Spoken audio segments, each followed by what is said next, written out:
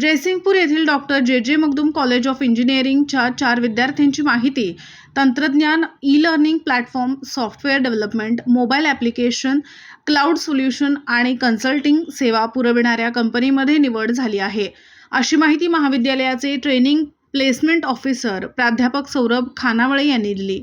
महाविद्यालयातील information technology विभागाच्या कुमारी Nehal Patil, Aarav IT solution, Nayan Surve, GTT data solution तसेच कॉम्प्युटर विभागाच्या कुमारी अमर सरनोबत, ॲस्मी ग्रेड आणि MCA विभागाच्या प्रणव पाटील, कुर्डे स्टेट या विद्यार्थ्यांचा निवडीमध्ये समावेश आहे।